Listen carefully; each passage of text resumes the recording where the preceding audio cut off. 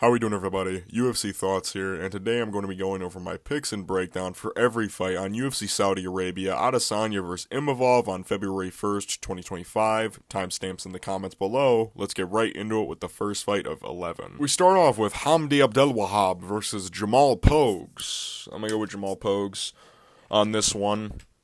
I think a huge X factor for this fight is going to be the speed of Jamal in this case, and I think he actually has some decent takedown defense.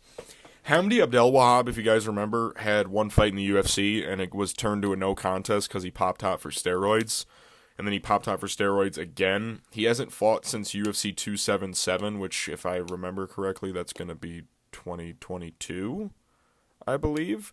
So, yeah, he's very powerful on the feet. I'll give Hamdy that. He's got decent hand speed. He's a better wrestler than striker in my opinion, but he doesn't really wrestle until like he really needs to. He kind of like Carl Williams. Like when Carl Williams fought Justin Tafa and he kind of just like, oh, I won't shoot for a takedown unless I'm really hurt or like I'm down 2 rounds essentially. He beat Don'Tale Mayes, he got overturned, whatever. I think Jamal Pogues has very good hand speed. I like his jabs and 1-2s, his teeps to the body. And also I think he has better cardio than Hamdy Abdelwahab. Hamdy tires pretty quick. He really struggles with straight punches, which is like Jamal Pogues' main asset. He actually hand fights really. Jamal really reminds me of like Sean Strickland a little bit. He feints a teep a lot and he'll throw straight punches, but he actually has some decent like hand speed as well. I wonder if Jamal actually trains with Eric Nixick then, because his style is really like Sean Strickland, but really fat and not as good. But Jamal Pogues, he's got lighter man skill. He used to be really skinny, and now he's like really fat. I rate his wins over Thomas Petersen, who is like actually decent. I think Thomas Petersen is a decent win, and also Josh Parisian. He fought Mick Parkin, kind of got boxed out. I don't think Hamdy Abdelwahab has the striking ability to beat Jamal Pogues as well. He's very headhunter-esque. Like Thomas Petersen, a lot of his success against Jamal Pogues was because he was going to the body a lot, which set up his head strikes. Hamdy is very overhand heavy. He likes to counter a lot, which can cause problems because Jamal Pogues will go first, and that will lead to ability to get caught. But I think that time off, including size disadvantage, speed disadvantage, I really just find it hard to pick Hamdy Abdelwahab in this fight. So we'll go with Jamal Pogues. I don't know if he'll finish Hamdy. I don't think that Jamal has like the greatest finishing ability. So I'll go Jamal Pogues, unanimous decision, 29-28. We move to Bogdan Grad versus Lucas Alexander. I'm actually going to go with Lucas in this one. I want to pick Bogdan Grad because I feel like he can definitely win this fight. But I really hate how he fights.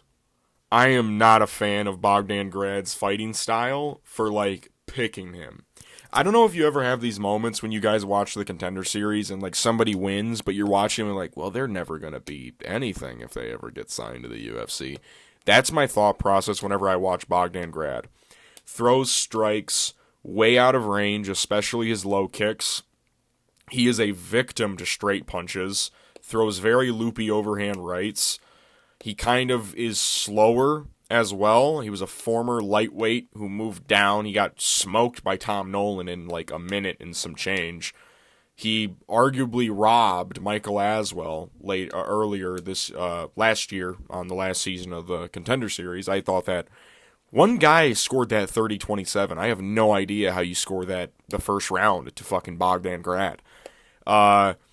He's kind of just like a marauder. He kind of just like runs at people and gets tagged a bunch, and then people slow down, and then he's just like, ah! He's still like kind of putting up a pace. He's like Marab, but has better striking and way worse grappling, if you get the picture.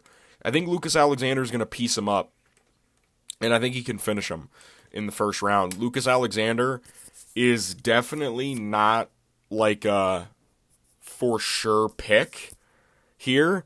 He can definitely lose coming off the Jekasaragi KO loss, which was kind of just like a very unfortunate circumstantial type thing.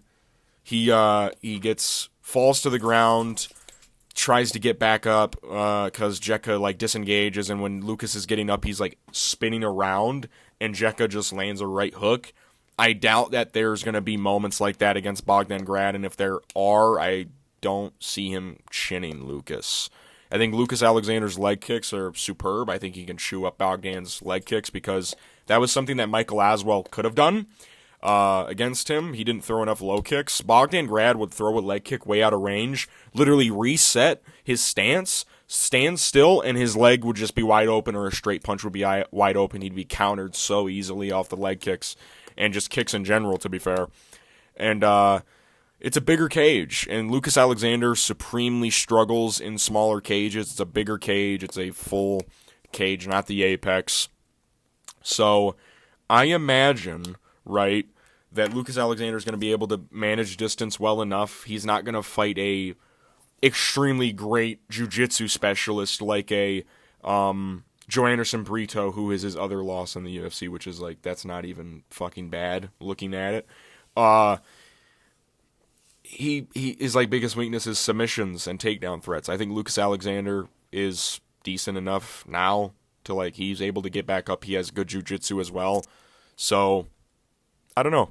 Bogdan Grad can definitely like pace him as the fight goes on, but I think that Lucas Alexander strikes him early, tags him up, and bags him in the first or second round due to Bogdan Grad's very stupid fight style. We move to Jasmine Jasudavicius versus Mayra Bueno Silva. Ranked women on the prelims. They're going to throw rocks at these ladies. I'm going to go with I'll go with Jasmine Jasudavicius on this one. It is a tricky fight because Mayra Bueno Silva has been fighting like way better comp, to be fair. Holly Holm, Raquel Pennington, and Macy Chasson. But she's 2-1 in those fights. I get she subbed Holly Holm. She popped out for steroids. Fucking tough luck, kid. I really think Mayra Bueno Silva is going to lose this fight for herself. And this is what I mean by that. A place where Mayra Bueno Silva seemingly has a shit ton of success in is going to be in the clinch against a lot of people. Rewatch the Macy Chasson fight. She's doing a lot of good work in the clinch with body digs, knees to the body, kind of like clubbing hands to the head. That's all cool That's like cool and all. I think that's going to get her taken down in a matchup like this.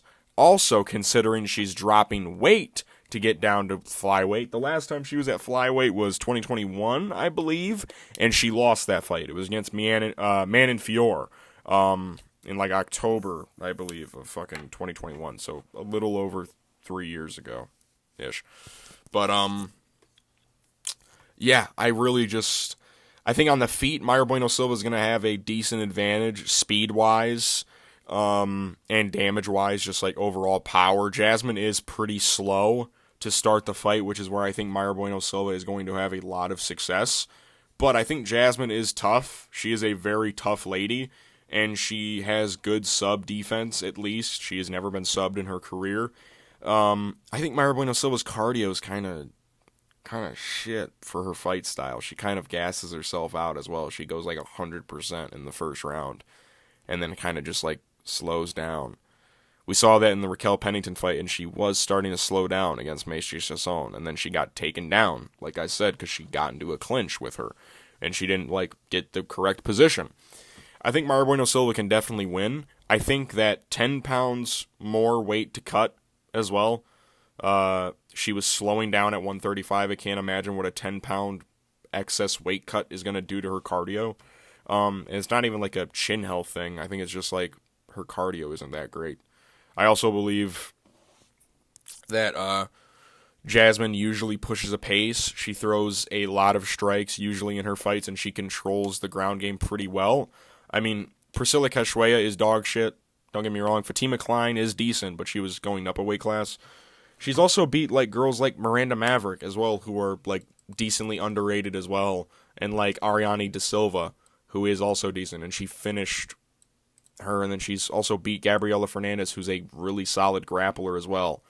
You know, I think that she's got a couple good... I mean, Julia Polastri on the Contender Series. She's in the UFC now. She's 1-1. I think Jasmine can get it done via decision just by Mayra Bueno Silva kind of gassing herself out, losing the fight for herself. Yeah, I don't know. I just don't think Mayra Bueno Silva has beaten a great record of opponents. She's fought some good opponents. She's like Song Yadong, almost. Like, her best win in the UFC is what? Jillian Robertson in 2018? Like, come on, man.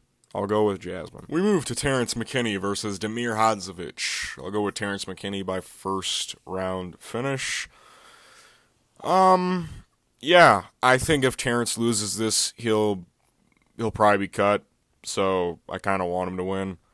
Damir Hadžović is 38 years old. He hasn't fought since, I believe, 2022 against Mark Jacasey. He has some of the worst takedown defense I've seen in my life. 35% takedown defense, by the way. I have no idea why he's still in the UFC. I genuinely have no idea. One of the big problems with a guy like Damir against a guy like Terrance is that he doesn't necessarily have the pop in his hands that I'd like to pick him against Terrance. His last KO win was in 2019, so, his last knockout was before COVID even happened. And, Terrance, he's going to be a lot quicker than him. I can't imagine Damir Hadžović has increased his punch speed and kick speed in the little over 2 years, or actually it's coming up on 3. Yeah, right?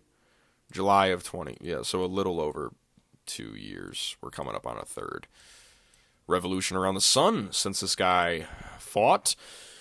Yeah, I don't know what else to tell you. I think Terrance McKinney, he's going to have a lot more speed, a lot more pop in his shots. He can honestly wrestle fuck this dude if he wanted, because Damir Hadžović's takedown defense is that bad. If he loses to Damir, his career is over.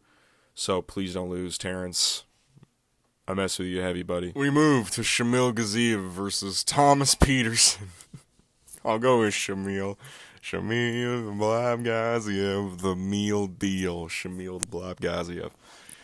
I honestly think this is going to be a kind of competitive fight. I'm joking, dude. How is Shamil ranked, bro? No, but I think I've just seen Shamil beat better guys in the octagon. Don'Tale Mayes. Dude, people forget he really beat the shit out of Martin Buday. And Martin Buday is like 4-1 in the UFC. Like, he is a utter blob, but he actually wins fights, and Shamil finished him. Thomas, he is really fat, and that's about it. No, Thomas has, like, alright boxing. He does, like, go to the body very often, which can definitely help him in a matchup against, the absolute physical specimen that is Shamil Gaziev. God, they're both so fucking fat, dude. I'm just looking at them, and I'm just like, how is one of these guys ranked in the top 15? Thomas, he really struggles with a reach disadvantage against heavyweights, and that's going to continue. Shamil actually uses a jab decently well. I'll say he does throw it out there decently well. He kind of charges at people, pressures people very well. Thomas, I think, will be on the back foot for a good portion of this fight. I wonder how the grappling is going to look, because Shamil can wrestle a little bit. Thomas Petersen is a wrestler first, so I really wonder how the grappling will look in this fight. I do believe Shamil Gaziev will just do a bit more. And also, it is in Saudi Arabia. Which of these two guys do you think they want to win? They want the fucking good fighter, huh? Good fighter. GOAT, but next victim.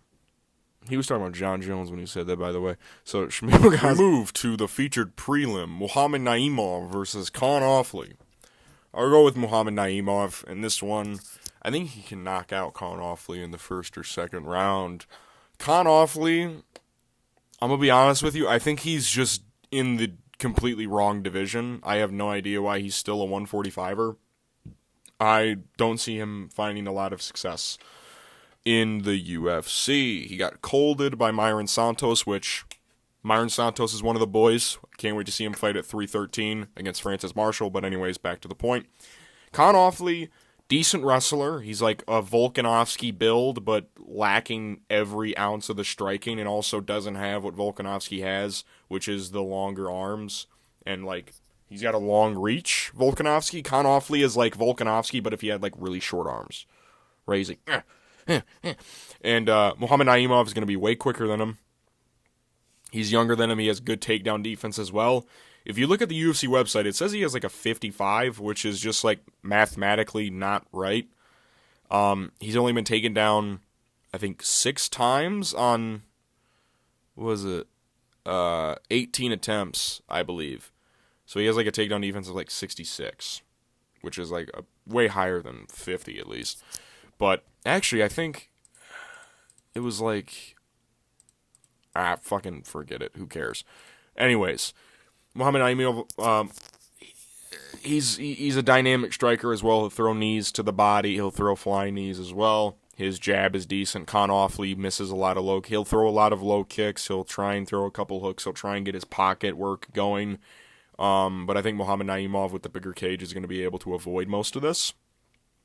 And that's another thing. Kaan Ofli really thrives in the grappling department. Bigger cage. He won't be able to get to the wrestling exchanges as easy. And Kaan Ofli just isn't even like the best opponent Muhammad Naimov has faced in the UFC. Felipe Lima, for example, the last guy he fought, not only did he have lighter man skill, he is also very fucking good at fighting. Alright? Muhammad Naimov was able to beat Nathaniel Wood. Now, whether or not you believe that he cheated, it's not whether or not you believe Muhammad Naimov cheated his ass off. And that's another thing. Muhammad Naimov will literally cheat in fights and just get away with it because nobody cares. He has a lot of power, man. He knocked out Jamie Malarkey. He dropped Nathaniel Wood. He was clipping Felipe Lima throughout their fight.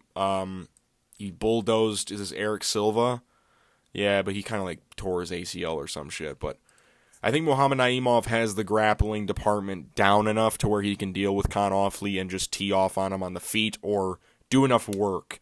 And Kaan Ofli, when he can't get the takedowns going, he gets supremely desperate for anything. He'll literally just leave his chin on a silver platter. And if Myron Santos is able to cold you out, I think Muhammad Naimov, who has, in my opinion, probably a little bit better power, but not as good defense, can probably chin you as well. Muhammad Naimov, first or second round KO. We move to the start of the main card. Farès Ziam versus Mike Davis.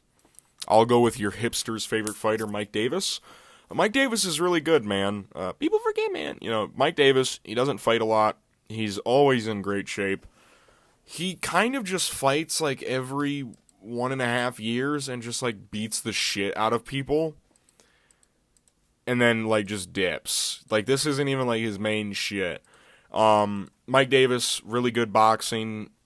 Very relaxed in there, which can get him caught sometimes by a guy like Farès Ziam, who does have long-rangey arms. And Mike Davis, you know, he kind of just like nonchalantly slips his head off the center line, you know, kind of looks away, kind of Mauricio Rufy's it a little bit. It has like boxing head movement almost, where people just like look away and shit. He really over-exaggerates the rolls with his punches. Farès Ziam on the feet will have probably a kicking advantage. He loves his teeps to the body and his straight punches. Mike Davis will have a power advantage. He hits very hard. I really think Mike Davis is going to fucking ragdoll Farès Ziam in this one. I think he's going to chew toy him in this. Mike Davis, his wrestling, he is a very strong person and gets to the back and top mount very easily. Farès Ziam, listen, I'm just going to use 2 examples. Claudio Puelles went 7 of 13 on takedowns against him. How much control time did he have? I want to see that, actually. Because I remember he slammed him like once or twice, if I remember correctly. He had 7 minutes of control time. Oh, boy. 7 minutes of control time against fucking Claudio Puelles. Like, Matt Frivola was able to get to top mount on Farès Ziam. Terrance McKinney subbed him in like under 2 minutes. I think Farès Ziam, I think he's going to get wrestle-fucked in this one. I think Mike Davis is going to chew toy him a little bit. On the feet, Farès Ziam always has a chance. He's a very rangy kind of striker, sets up his shots decently well. Mike Davis, I think, gets him along the cage, drags him down, uses his strength to his advantage, methodically passes his guard, gets to top mount, either finds a sub or beats the ever-living shit out of him. I think he finishes him in the first or second round. If it does get to the second round, Mike Davis does slow down and kind of like loses focus of the game plan during moments. Like in the Vyacheslav-Borshev fight, he kind of just like, he dominated at the end of the first round with his takedown, and then he kind of just like stood with him for like 3 minutes for no reason. But, yeah, I think Mike Davis gets it done. Again, you know, he is coming off an injury, which is something to look out for, I guess. But, yeah, Mike Davis. We move to Said Nurmagomedov versus Vinicius Oliveira. I'm going to go with Vinicius Oliveira. Listen, y'all know how I feel about Vinicius Oliveira. That's the fucking homie, all right? I'm picking him to win. This is going to be a very tough fight for him to win, especially considering it is in Saudi Arabia. They're going to want Said to win. It really depends on how much Said throws. Listen, Said Nurmagomedov is a very dynamic striker. He is the complete opposite of what you expect from a last name of Nurmagomedov. Also, fun fact, he's the only one that's not related to them. Usman, Umar, Abubakar are all Khabib's cousins. Said is the one that is not related to them in the UFC. He's just got the same last name. Primarily a kickboxer, and when I mean kickboxer, I mean fucking kickboxer. Most of this dude's offense is going to be jumping side kicks to the body, flashy head kicks, 1-2 into a head kick, kind of Robert Whittaker combo spams all the time like it's UFC fucking 4.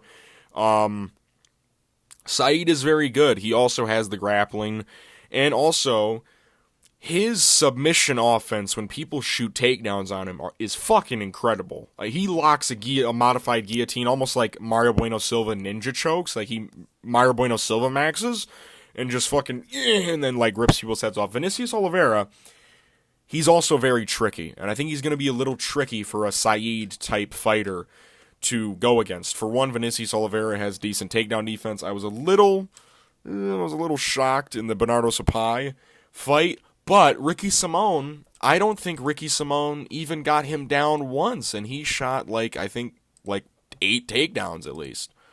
Let me check that out, and I picked him to win that fight. He was like a plus 200, so suck my balls. 2 of 11, and the 2 takedowns were in the third round. He defended, 9 takedowns off of Ricky Simón, which is pretty fucking good, and I think he rarely got controlled in the fight. I think Vinicius Oliveira is more active than Said. Said, it seems like he either just is like a pull-out merchant, and it's usually always him pulling out of fights. Vinicius' striking is also very awkward. He leg kicks very well, which is something we've seen Said deal with horribly, especially against Jonathan Martinez. That was one of the reasons why Jonathan Martinez even won that fight, was because Said started to fatigue and slow down because of all the spinny shit he throws and the kicks he throws, along with those low leg kicks that slowed his mobility, slowed his ability to throw kicks with a lot of power. Vinicius throws at very weird angles with his punches. He is not a traditional striker. He's almost like a drunken warrior type style, where he kind of just, it's like Yuri Prohaska, but at a lower weight class, and is like actually like technical, I guess. He keeps his hands very low, but he fights at a greater distance. He manages distance very well. He kind of like is in but not in, and he waits for you to throw something, counters with like a shovel uppercut to a left hook right around your guard. He manages the guard very well on the feet. He throws it in these little tight open spaces because people usually shell up, and he'll throw hooks right around the guard to land on the side of the head, and he'll throw uppercuts to kind of attack from the bottom. You'll rarely see Vinicius throw a straight hand at a guard, and even if he does, he's actually able to split it most of the time. So, listen, I'm spewing like a lot of like actual factual stuff. Vinicius, it's going to be a very tough fight for him because Said is fucking Said Nurmagomedov. I believe in Vinicius. I think he can get it done. For one, like I said, Said is older. He's not as active. He's not a true Nurmagomedov. He won't shoot as many takedowns in this fight. So I think Vinicius can get it done across the distance, which is something that Said doesn't deal with very well, is going the distance. So Vinicius Oliveira, I'll go 29-28, split decision. We move to the featured fight, Sergei Pavlovich versus Jairzinho Rozenstruik. I'll go with Pav on this one. I think he KOs Jairzinho in the first round. This is going to be one of the first guys in a second that Sergei's fighting where he isn't, like, outgunned, I'll say. Tom Aspinall, very fast. He's the best heavyweight on planet Earth right now. Volkov is just a very hard stylistic matchup for him due to just sheer size and he has a longer reach, even though it says he doesn't. He has way longer arms than fucking Pav. Jairzinho is a lower statured heavyweight, and he is a striker. So, Sergei, he's not going to be chasing anyone down. He's going to be able to put his boxing combinations together a little bit better. And Jairzinho, he wasn't able to knock out Tai Tuivasa. Sergei did it in 50 seconds. Just a little MMA math for you. But I truly believe Jairzinho, he keeps his hands relatively low. Kind of like baiting people in, I guess you'll say. I think Sergei's going to knock his ass out. Pretty bad. So, Jairzinho, he's on like a little bit of a streak right now. Is he? He is, right? I'm not fucking tripping. Gaziev, Tai. What was the fight before that? Why can't I think? Oh yeah, it was Jailton Almeida. He got fucked up in that fight. Forgot about that. Yeah, Jailton squeezed his little ass out. Yeah, but I think Sergei Pavlovich, he has the better boxing combinations. He probably chins him in the fucking first. We move to the co-main event of the evening. Sharabutin Magomedov versus Michael Venom Page. I'll go with Shara on this one. Very tricky fight. I will say that. It is probably one of the weirdest matchups I've seen get made in the past couple of cards. Shara, I think a thing that's going to really help him in a fight against Michael Venom Page is his counter-striking. And the fact that his volume is very good. He throws a lot. His volumes are going to be way higher than Michael Venom Page. Michael Venom Page is one of the trickiest guys to fight in the UFC. He is a point-style karate-esque background. He's way out of range. He's always bouncing. He'll explode with a 1-2 into your direction. One thing that I don't like about Michael Venom Page's game, and I've said this a couple times, is his naked kicks to the body and naked low kicks. He will throw these kicks every now and then. They're slower than his usual attack, and they're very easily countered. Like Ian Gary did it in their fight. I think Kevin Holland at one point actually countered some of them. Sharabutin does very well off of checking and countering body kicks and low kicks when they're thrown without setup. And Michael Venom Page, this is not a fight where Shara's going to have to worry about a takedown threat like he was against Armen Petrosyan or Mikhail Alexiejczuk, where some of the in those fights, those guys were trying to levy into a clinch scenario with him. Michael Venom Page is just going to be at range with him the entire fucking time, trying to land his signature explosive outbursts of karate point-style fighting. Michael can land, for sure. It's going to be a very difficult matchup for Shara due to the fact that he has a severe reach disadvantage in this one. But I think that the fact that he's going to be throwing a little bit more than Michael, I think that Shara is going to really try and punish the legs of Michael Venom Page, which Michael will try to counter with his straight shots. I think Sharabutin might catch him with a couple of left hooks in this one. His check left hook is actually a pretty solid weapon of Shar. He utilized it significantly well in that Armen Petrosyan fight, almost to a point where he was throwing it a little bit too much. But when he does throw it early on, it can cause a little bit of spurts of moments of downfall for a Michael Venom Page in this fight. I don't see Shara finishing Michael, for one, because I don't think Sharabutin has the punching power I'd like to finish Michael Venom Page, who has only been finished once in his entire career, by Douglas Lima, of course.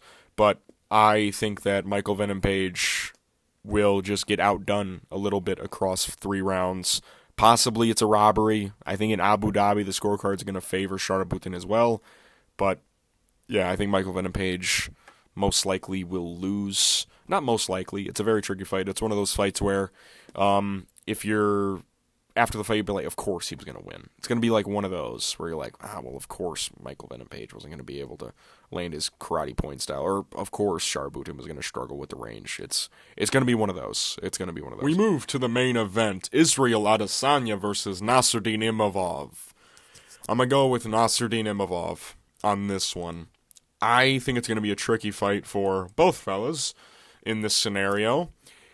I really like Nasruddin Imavov's striking and pocket work against a fighter like Israel Adesanya, who will leave his hands near his hips when throwing. We've seen him do it even in moments where he's winning, like the first Robert Whittaker fight. He's just throwing and praying in those moments, literally closing his eyes and throwing wild hooks. This is going to be a guy who can match the speed of Israel early. Nasruddin is very fast with his hands. He's very explosive as well. He's a lot quicker than Dricus was, and Dricus was still able to land significantly on Israel Adesanya, even in the 4th round of their fight. I think Israel can have success with his uppercuts and knees up the middle because Nasruddin does kind of duck a little. He kind of ducks his head on the center line, which is something Israel was doing very well against DDP, is those uppercuts up the middle. That was a new facet of his game that we saw in that fight, was because DDP also significantly lifts his knee and ducks. Nasruddin will kind of just duck into the center line. I think Israel can make good reads on that. But I think you have to bully Nasruddin to beat him. You have to bully him in scenarios.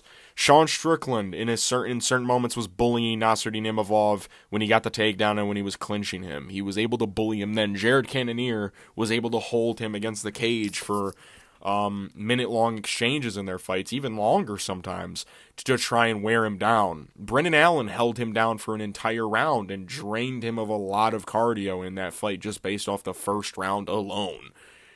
But this is a fight where Nasruddin does not have to worry about a significant takedown threat like the one that Israel Adesanya proposes. He doesn't propose anything. In fact, it's Nasruddin who has the takedown threat in this fight, which I think can actually benefit him significantly. He has great 1s and 2s. He's very explosive, as I have aforementioned. He's great in the pocket. If you watch those Jared Cannonier performances, those Brendan Allen performances, he did significantly well in the clinch. And even when he's tired, he's able to win certain grappling moments, like in that 3rd round against Brendan Allen, right? He's able to win those exchanges, being able to scramble around pretty well. I know Israel Adesanya has great takedown defense. That's when you're shooting from way out. I think Nasruddin Imavov times his takedowns significantly well, and he doesn't necessarily even go for crazy double legs either. He will kind of search for trips in the clinch scenario, which this is a guy who is not significantly shorter than Israel Adesanya, like a Whittaker, like a DDP. He's actually the same height as him, or basically the same height as him. He's big, fast, younger. I like the work that he's put in against Elidze, against Cannonier, against Brendan Allen. I even like the work that he put in against Sean Strickland in their fight. I believe, did he take I think he, in my scorecard, I think I gave Nasruddin 2 rounds, possibly. Can't say the same for Israel Adesanya. Both short notice, but that's beside the point. I think Israel, 35 years old. He's been in a significant amount of wars. Holy shit. Voice correct. He's been in a significant amount of wars in his career up to this point. And he's coming off the DDP fight. I don't know where his mentality's at. You know, he's 1-3 in his last 4. That's going to be a tough thing to mentally deal with. Nasruddin's kind of got a lot of momentum built up. I think he's going to be able to emerge on the biggest scene of his entire career fighting Israel Adesanya. I think Israel doesn't have enough power in his hands I'd like. I know Israel has solid power in the first 2 rounds. If he doesn't knock somebody out in the first 2 rounds, he never will.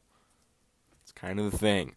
But Nasruddin, his cardio will play a factor in this fight. He will slow down during moments like round 3. I think he will start to slow down. But Israel has packed up a little bit of muscle in the offseason leading into that DDP fight, which also slowed him down in moments. And Israel Adesanya, I think his chin is starting to deteriorate a little bit. DDP was able to rock and hurt him many times. Sean Strickland dropped him clean very solid like once.